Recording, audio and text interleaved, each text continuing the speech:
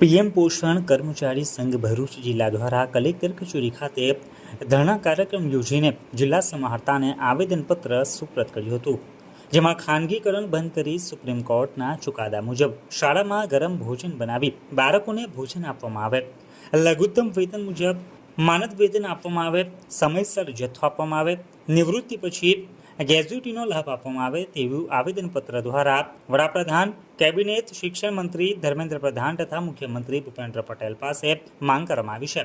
આ ધરણા કાર્યક્રમમાં જિલ્લા પ્રમુખ માસ્તર ફારૂક, મહામંત્રી સુરેશ પરમાર તેમજ તમામ તાલુકાના પ્રમુખ તથા સંચાલક હાજર રહ્યા હતા।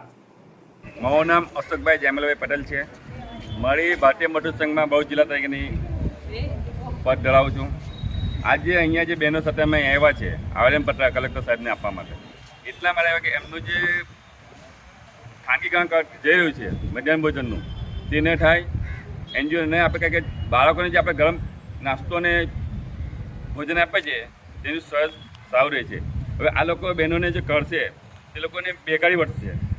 સરકાર કે બેકારી ઘટાડવાની છે, હવે બેકારી કઈ ના કરશે, જે આઈને જ કરશે તે બેકારી આ કેટલી બહેનો તમે જોઈ શકો છો એ બધી બેકાર થશે। તેમનું ઘર કેવી રીતે ચલાવવું મોંઘવારીના સામે? અત્યારે એવું છે કે 2 જણ કમાય તો જ ઘર ચાલે એવું હોય ને, તેમાં પણ તમે એક જણે જો આ રીતના બેકાર બનાવશો તો ઘર કેવી રીતે ચલાવવું? બરાબર, એટલે એ અમે વિરોધ કરે છે કે અમને એનજીઓ બનાવી જાય ને જે ચાલે છે પદ્ધતિ એ પ્રમાણે ચલાવવું જોઈએ। બીજું કે એમનો જે પગાર ઓછો છે એ પગાર વધારવાની અમે આવેદન કરીએ કે જે પગાર એકદમ ઓછો આપે છે, જે પ્રમાણે એમનું કામ છે એ પ્રમાણે પગાર મળતો નથી, તો એ લોકોને મિનિમમ વેજમાં મળે તો મિનિમમ 15,000 17,000 મળે ઘર ચાલે એવી અમારી આશા છે ને એ આધારે મેં આવેદનપત્ર આપ્યું છે। રસ્તુ 12 ટકેજી।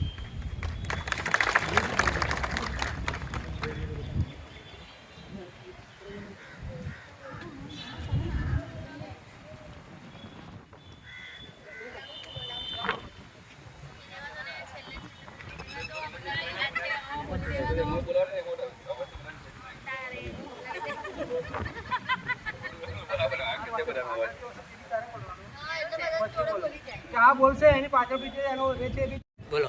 माરું नाम मास्टर फारूक अब्दुल, भरूच जिला मध्याह्न भोजन प्रमुख। आज अमे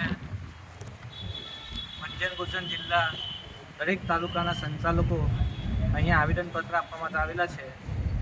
सरकार अत्यारे आपणे जे 3 तालुकाओ छे झगड़िया, वालिया अने नेत्रंग, ए 3 तालुकाओने आपणे खानगीकरण तरफ आपणे सरकारने अत्यारे हिलचाल छे એ આપણે ખાનગીકરણ અટકાવવા માટે આપણે અત્યારે કલેક્ટર સાહેબને આવેદનપત્ર આપેલું છે અને આપણે ખાનગીકરણ કોઈ પણ હાલતમાં બંધ થવું જોઈએ।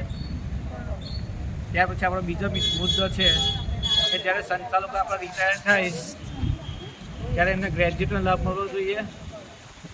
સંચાલકોને જે અત્યારે ગરમ જે ભોજન આપે છે એમાં માનદ વેતન ખૂબ ઓછું છે અને માનદ વેતનમાં વધારો થાય એવી અમારી માંગણી છે।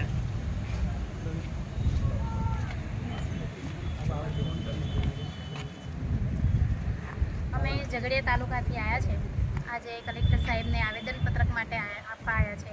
जे अमारुं मध्याह्न भोजन छे ते एनजीओ में जई रह्युं छे, बस ए एनजीओ में जवाथी रोके केम के आपणा गामना छोकराओने गरमा गरम भोजन मळे, बस ए ज इच्छा छे। अने कलेक्टर साहेबश्रीने एटલું જ છે आवेदन आपवानुं के अमारुं एनजीओ में जे जाय छे, एक बाजु कलेक्टर साहेब के गुजरात सरकार के मंत्री के गमे ते एवुं कहे छे के बेटी बचाओ बेटी पढ़ाओ, तो आ बधी बेटीओनुं शुं थशे? पछी अमारा गामडामां छे, अमे गामडामां जे नौकरी करीए छीए ते गामडा लेवले करीए छीए, अमारा पासे कोई बीजुं ऑप्शन नथी।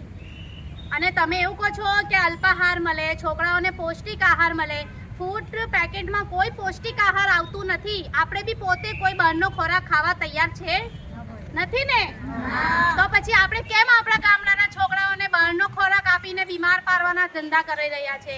પ્લીઝ સરકારશ્રીને એટલી વિનંતી કરીએ છીએ અમે કે આ જે અમારું એનજીઓમાં જઈ રહ્યું છે તે પ્લીઝ મહેરબાની કરીને એનજીઓમાં ના મોકલો। જે મધ્યાહન ભોજન એટલા વર્ષોથી ચાલુ છે તેને ચાલુ જ રહેવા દો।